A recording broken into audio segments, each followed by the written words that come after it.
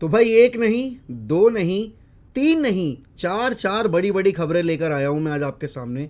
But उस पर जाने से पहले एक चीज़ ज़रूर बताना चाहूँगा that this video is sponsored by one football application and as you all know one football application is a perfect football application that you can have in your mobile phone. First of all, it keeps you up to date with all the latest transfer sagas that are happening in world of football. If you want to keep an eye on the latest news regarding your favorite player, your favorite club, then you can always, download one football app and read all the latest updates regarding that. Also, if you want to follow the match day live commentary, or if you want to catch up regarding the stats, what happened on that match day, then you can download the app and have a look at that as well. So, without wasting any time, the link is given in description. Click on the link, download the app because it's free of cost. भाई modern day में social media एक ऐसा tool है जो कि बहुत ही ज़्यादा powerful है, और इसको आम आदमी नहीं, बड़े बड़े सेलिब्रिटीज़ भी बहुत अच्छे से यूज़ करते हैं। कभी कभी ये नेगेटिव वे में भी लिया जाता है, कभी कभी इसकी जो पावर है वो सही मायने में हमें दिखती है। और कल ऐसा ही कुछ हुआ है। दो बड़ी शख्सियत ने इस सोशल मीडिया के टूल को मैसिवली यूज़ किया है और अपनी एक वॉइस रेज की है। यहाँ पर सबसे पहले मैं बात करना चाहूँगा क्रिस्टियानो रोनाल्डो के बारे में।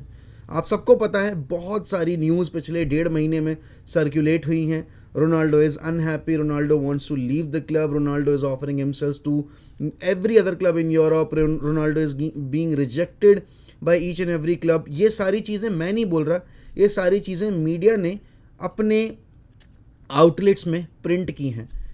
अभी 1 महीने पहले, अभी एक्चुअली जब सीज़न शुरू होने वाला था उससे पहले रोनाल्डो ने बहुत सारे इंस्टाग्राम पेजेस पर जाकर कमेंट्स भी किए थे, और तकरीबन 15 दिन शांत रहने के बाद, 15 दिन कोई भी टिप्पणी, कोई भी एक्टिविटी सोशल मीडिया पे अलग पेजेस पर ना करने के बाद, कल रात में रोनाल्डो के फ्रेंड ने जब एक लंबा चौड़ा सा एक आर्टिकल पोस्ट किया, एक मैसेज डाला इंस्टाग्राम पे, एक जो फ़ैन पेज है रोनाल्डो का, तो वहाँ पर जाकर रोनाल्डो ने उस फ़ैन पेज पर कमेंट किया।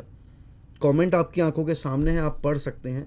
उन्होंने साफ साफ लिखा है कि पिछले इतने बीते दिनों में मेरे अगेंस्ट अनलिमिटेड स्टोरीज़ रन की गई हैं, लेकिन उन सारी अनलिमिटेड स्टोरीज़ मेरे से रिगार्डिंग जो स्टोरीज़ रन की गई हैं उनमें से केवल कुछ चुनिंदा ही हैं 5 स्टोरीज़ जो कि सही हैं, और आने वाले कमिंग कपल ऑफ वीक्स में मैं अपनी टिप्पणी उन सारे, क्योंकि आपको पता है कि 2 हफ्ते के बाद जो है ट्रांसफ़र विंडो बंद हो जाएगी, और ट्रांसफ़र विंडो बंद होने से पहले या बंद होने के बाद रोनाल्डो इस चीज़ पर आकर खुद खुलासा करेंगे क्या चीज़ है क्या नहीं है। अब देखो यार, यहाँ पर आपको बहुत सारे लोग बहुत सारी चीज़ें बताएंगे। मैं as a United fan, as a Ronaldo fan आपको बताना चाहता हूँ एक चीज़, कि रोनाल्डो अगर नाखुश हैं और एरिक टेन हैग अगर उन्हें जाने देना चाहते हैं तो वो खुद रोनाल्डो और क्लब के लिए बहुत ही सही डिसीजन है। लेकिन अगर ये न्यूज़ गलत है, और ये न्यूज़ क्योंकि हर एक प्रिंट मीडिया ने डाली है, हर एक न्यूज़ आउटलेट ने इसको सर्कुलेट करने की कोशिश की है, इवन Tier 1 सोर्सेज ने इस पर पुष्टि जताई है, तो इसको देख पाना अब ज़्यादा क्लियर हो जाएगा 2 हफ्ते के बाद कि एक्चुअल में इस चीज़ की रियलिटी क्या थी। ऑल्सो ये अभी जो एक उन्होंने लाइन डाली है अपने उस पोस्ट में कि एटलेटिको मैड्रिड एक रियलिस्टिक ऑप्शन है, लेकिन एटलेटिको मैड्रिड उनकी सैलरी जो स्ट्रक्चर है उसको मैच कर पाने में असफल रहेगा, क्योंकि सैलरी रोनाल्डो की काफ़ी ज़्यादा है, और इसीलिए शायद मेजॉरिटी क्लब्स रोनाल्डो को लाना तो चाहते हैं, लेकिन उनकी सैलरी अफोर्ड नहीं कर पाने की वजह से उनको मतलब दिल पे पत्थर रखकर मना कर रहे हैं। क्योंकि आई डोंट थिंक कि मतलब अगर मैं नेपोली की बात करूं, वो रोनाल्डो को मना करेंगे आने से, क्योंकि अगर उनको एक लीडर मिल रहा है क्लब के अंदर और जो कि उनको एक कंटेंडर बना देगा सीरिया ए का, तो वो बिल्कुल लाना चाहेंगे। ऑल्सो एटलेटिको मैड्रिड को अगर मौका मिल रहा है रोनाल्डो को लाने का, बेसिकली सिम्योनी जो कि इतनी तारीफ़ खुले में कर चुके हैं, अनन्यूमरस टाइम्स रोनाल्डो की तारीफ़ कर चुके हैं, अगर वो लेकर आना चाहते हैं और नहीं ला पा रहे हैं तो उसके पीछे मेन वजह उनकी सैलरी ही होगी। बात यहाँ पर आती है कि आखिर ऐसा क्या बोलेंगे रोनाल्डो 2 वीक के बाद, ऐसी क्या बातें निकालेंगे वो, और ऐसी क्या बातें प्रेजेंट करेंगे मीडिया के सामने, जिसका अभी बेसब्री से पूरे फ़ैन बेस को इंतज़ार है, ना सिर्फ रोनाल्डो फ़ैन बेस को बल्कि यूनाइटेड के फ़ैन बेस को और फुटबॉल फैंस को भी। क्योंकि हम सबको पता है ग्लेजर्स ने क्या हाल कर दिया है क्लब का, ये ग्लेजर्स ही थे जब रोनाल्डो इनिशियली क्लब में आए थे, उसके बाद इन्होंने टेक ओवर किया था, और जब रोनाल्डो चले गए उसके बाद जब वो 11-12 साल बाद वापस आए तो रोनाल्डो को एक अनपहचानी सी यूनाइटेड देखने को मिली, एक ऐसी यूनाइटेड जो उन्हें 2008 के टाइम पर नहीं देखी थी कभी, क्योंकि वो 2008 वाली टीम ट्रॉफीज़ के लिए कम्पीट कर रही थी और ट्रॉफीज़ जीत रही थी। उस यूनाइटेड की साइड का खौफ था ओपोनेंट्स के अंदर। वो टीम जब उतरती थी फील्ड कर ऊपर, चाहे अवे टर्फ हो चाहे होम टर्फ हो, आधी टीम्स ऑलरेडी ऐसे ही शिकस्त देख लेती थी, टीम की लाइनअप देखकर, टीम का हौसला देखकर। लेकिन यहाँ पर आज अगर कोई टीम यूनाइटेड के साथ खेलने आती है, भले ही ओल्ड ट्रैफर्ड पर हो या ओल्ड ट्रैफर्ड के बाहर हो, तो उनके अंदर खौफ नहीं यूनाइटेड को लेकर। क्यों? क्योंकि यूनाइटेड के अंदर का जो वो कैरेक्टर है, वो नेवर से डाई स्पिरिट है, वो जो एक एक्स फैक्टर था यूनाइटेड के अंदर कि लास्ट मिनट तक गिव अप नहीं करना है, वो वाला जो फैक्टर था वो अब जा चुका है, वो मर चुका है। प्लस नया मैनेजर आया, क्योंकि रोनाल्डो सोचो अपने टेन्योर के अंदर 1 साल रुके हैं और चौथा मैनेजर आया है उनके सामने, ओले गुनार सोल्शायर, माइकल कैरिक, रैल्फ रेनिक और उसके बाद आपके टेन हैग।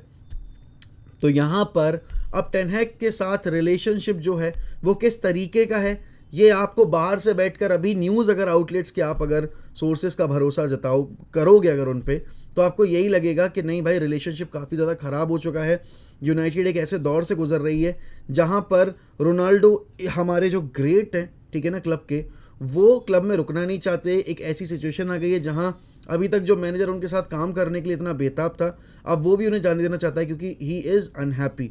और यहाँ पर उन्हें लग रहा है कि रोनाल्डो के नाखुश होने से जो ड्रेसिंग रूम का माहौल है वो शायद थोड़ा नेगेटिव हो। लेकिन मेरा सवाल ना अभी यहाँ पर ये है कि आखिर ड्रेसिंग रूम का माहौल नाखुश जो है उसमें आखिर नाम कौन कौन से हैं जो नाखुश वाले हैं?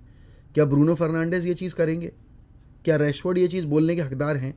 क्या हैरी मैग्वायर ये चीज़ बोलने के हकदार हैं? क्या मैकटोमिनी और फ्रेड ये चीज़ बोलने के हकदार हैं?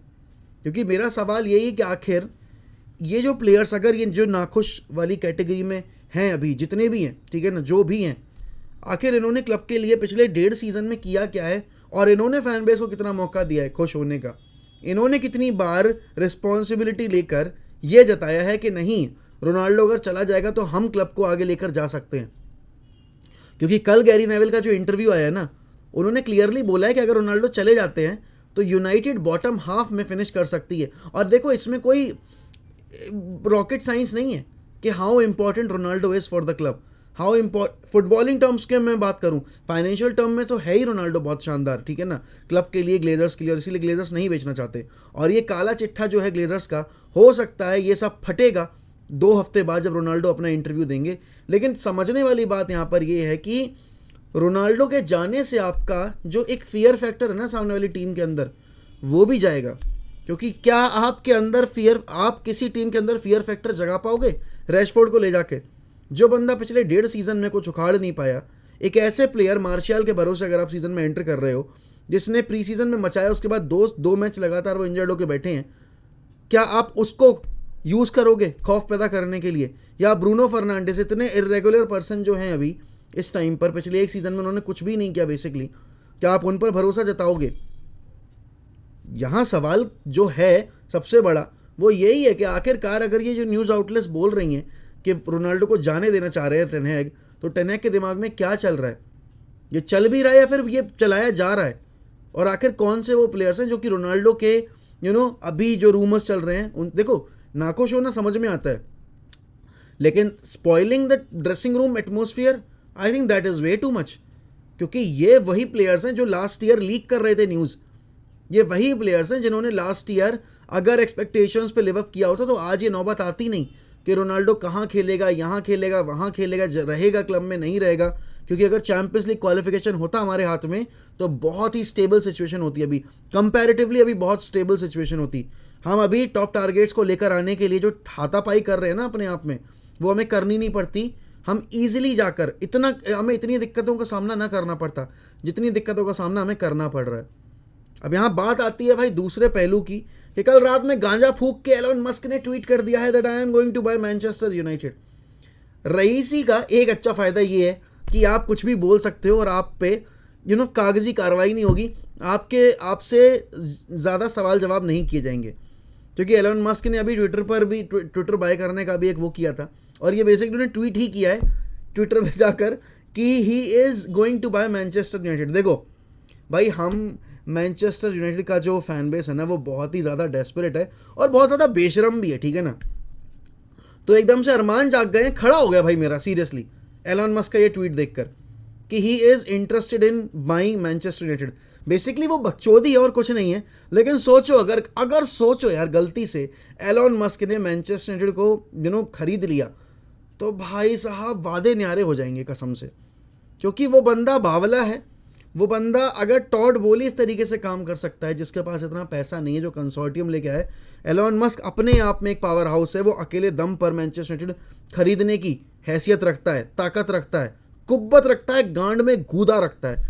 तो अगर ये चीज़ हो जाती है भाई, तो बल्ले बल्ले तो शावा मिठाइयाँ बटेंगी, कोक की बोतलें खुलेंगी और बहुत सारे लोग कोक स्नॉट भी करेंगे, वो बात अलग है, वो थोड़ा सा अलग दिशा में चले गए हम। लेकिन भाई देखो यार, ये मैं बेसिकली एक चीज़ बोलना चाहूँगा कि इस पर ज़्यादा अपनी उम्मीदें मत जगाना, इस पर ज़्यादा अपनी आशाएं मत जगाना। क्योंकि एलन मस्क बहुत ही बकचोद आदमी है, वो कुछ भी ट्वीट करता रहता है। और ज़रूरी गांजा फूंक कर वो ट्वीट किया होगा उसने, या कोई भी बकचोदी एक डेयर मिला होगा उसमें उसने ट्वीट कर दिया होगा। बट जो भी है भाई, एक्साइटेड तो पूरा फैन बेस हो गया यूनाइटेड का, और कहीं ना कहीं जो राइवल फैन बेस है उसको भी लग रहा होगा भैंचोद अगर ये हो गया तो क्या होगा। लेकिन ठीक है यार, उस पर तो जाएंगे बाद में, मतलब अब आगे जो स्टोरी अगर डेवलप होती है तो होगी। लेकिन बहुत ही बड़ा डेवलपमेंट हुआ है यहाँ पे आंद्रे रेबियो के केस में, क्योंकि हम सबको पता है पहले अर्नाटोविच की डील ऑफ हुई, और अब कल रात में सैमुअल लर्कस और बाकी Tier 1 सोर्सेज ने इस चीज़ पर अपनी पुष्टि दे दी है कि अभी हाल फिलहाल के लिए एड्रियन रेबियो की जो डील है वो ऑफ हो गई है। बिकॉज जो वेज डिमांड थी एड्रियन रेबियो की काफ़ी अनरियलिस्टिक थी, और यूनाइटेड उस वेज डिमांड को मैच नहीं करना चाहती। और बेसिकली रेबियो की जो मॉम है वो चाहती थी कि वो ब्रूनो और बाकी जो टॉप अर्नर्स हैं उनसे ज़्यादा अर्न करें। मतलब वही वाली बात है कि यूनाइटेड इस टाइम पर एक ऐसी टीम बन चुकी है जहां पर प्लेयर फुटबॉलिंग की टर्म्स में नहीं आना चाहते, लेकिन अगर वो आपको पैसा ज़्यादा कमाना है ना, तो आप इस क्लब को देख सकते हो। क्यों? क्योंकि ये क्लब एक ऐसे दौर में गुजर रहा है जहां पैसा तो बहुत है लेकिन अच्छे प्लेयर्स नहीं हैं। तो जो एवरेज प्लेयर्स हैं वो भी मुंह मांगी रकम मांगते हैं इस क्लब के लिए खेलने के लिए। बट पर्सनली मेरे लिए ये एक ब्लेसिंग इन डिस्गाइज है, क्योंकि इनके ना आने से मार्केट में हम और ऑप्शंस एक्सप्लोर करेंगे। जैसे हम रूबन नेवेस को एक्सप्लोर कर सकते हैं, हम कोनार्ड लेमार को एक्सप्लोर कर सकते हैं, हम बेसिकली अगर चाहें तो एनडीडी के लिए भी जा सकते हैं, ठीक है ना। लेकिन वो एक बात की बात हो गई। यहाँ पर एक नाम जो निकल कर आया है और जिस पर मेरा दिमाग बहुत ही ज़्यादा ख़राब हो गया, लिटरली बहुत ज़्यादा ख़राब हो गया, क्योंकि ये इतना अनरियलिस्टिक ऑप्शन है ना इस पॉइंट ऑफ टाइम पर, जिसकी कोई हद नहीं है। अगर आपके पास चैंपियंस लीग फुटबॉल होती, अगर आपका क्लब थोड़ा स्टेबल होता, तो शायद मैं सोचता भी कि हाँ ये प्लेयर आने के बारे में सोचेगा। लेकिन क्योंकि देखो, ये सबसे पहली बार जो न्यूज़ ब्रेक की वो स्पेनिश जर्नलिस्ट ने ही ब्रेक की थी, इंग्लिश मीडिया ने ब्रेक नहीं की। और यहाँ पर न्यूज़ जो निकल कर आई वो ये थी कि United are turning their attention to Casemiro. अब भाई यहाँ पर कैसेमीरो क्यों आना चाहेंगे क्लब में? क्योंकि यूनाइटेड एक ऐसी स्टेबल सिचुएशन में नहीं है जहाँ पर क्लब के पास रेगुलर चैंपियंस लीग फुटबॉल हो, क्लब जो है टाइटल्स के लिए कम्पीट कर रहा हो। यूनाइटेड इस टाइम पे लीग के बॉटम में बैठा हुआ है, और लीग के बॉटम में बैठे होने की वजह से यूनाइटेड के जो ट्रांसफ़र टारगेट्स हैं ना, वो भी 10 बार सोचेंगे यहाँ पर आने के लिए। और कैसेमीरो जैसा बंदा जिसने लास्ट सीज़न यूरोपियन डबल जीता है, आप बहुत सारे लोग कहोगे कि लेकिन चुआमेनी को लेकर आए हैं, वो चुआमेनी आए हैं वहाँ पे, तो कैसेमीरो को वो ऑफलोड कर सकते हैं। आई डोंट थिंक इस सीज़न रियल मैड्रिड वो गैम्बल खेलेगी, क्योंकि अभी उनके पास एक क्लैरिटी नहीं है कि चुआमेनी को कब तक वो इनहेरिट कर पाएंगे फर्स्ट टीम में।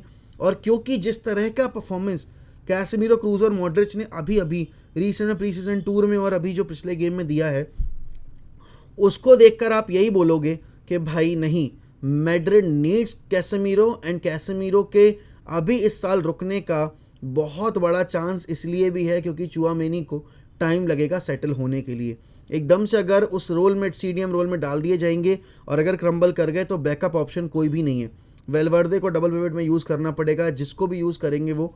तो देखो यार, कैसेमीरो की डील बहुत सारे लोग कह रहे हैं कि 50 मिलियन में हो सकती है, यूनाइटेड डायलॉग एक्सचेंज कर रही है रियल मैड्रिड के साथ, एक एक्चुअली पॉसिबिलिटी एक्सप्लोर करने की कोशिश कर रही है।